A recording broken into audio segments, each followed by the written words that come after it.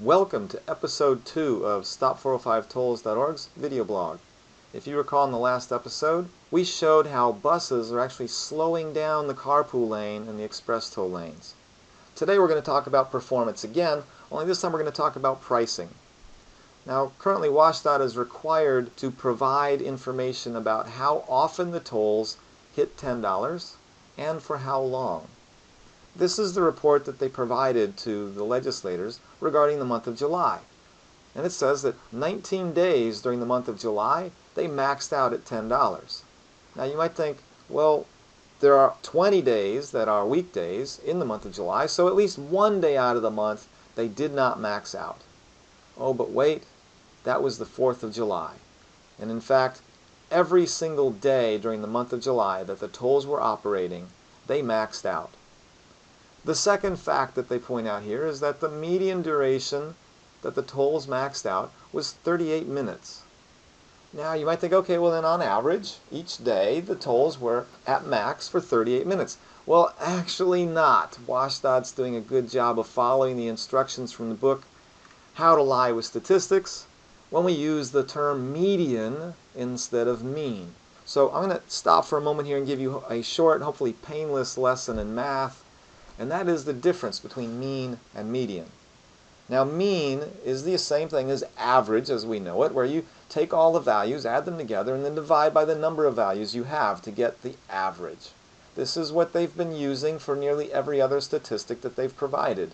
For example, when they talk about the average speed, and they'll say how the average speed is up.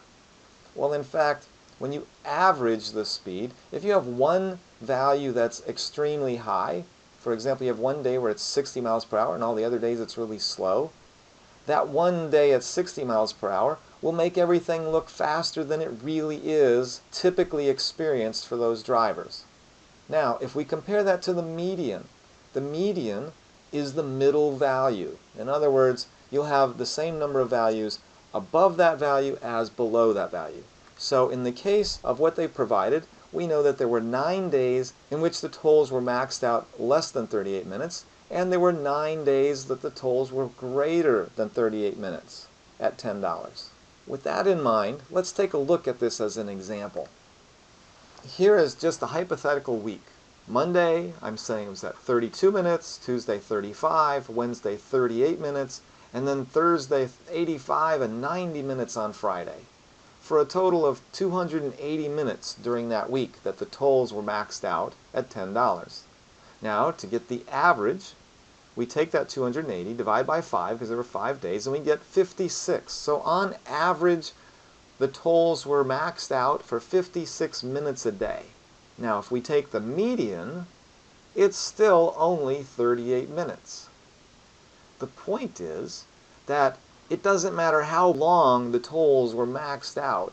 They're only showing what the median value is. So if we look at the graph here, you can see that while the average is up here at 56, the red line, the median is at 38 down here.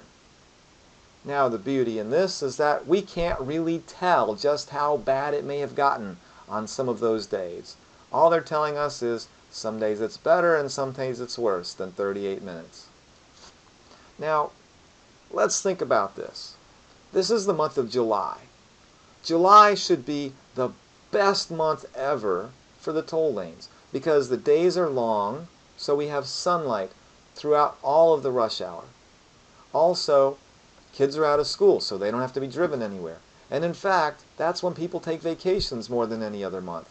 So really, we should find our best commutes during the month of July. Well, then let's carry this forward a little bit. I predict in November that we're going to see those tolls averaging, not median, but averaging more than an hour a day. That is my prediction.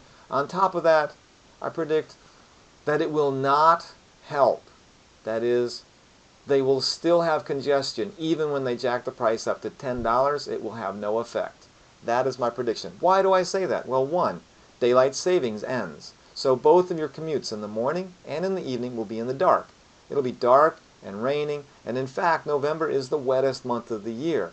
So surely this, and this is based on WashDOT's experience. They say that, oh, well, this is why traffic is bad, because it's raining.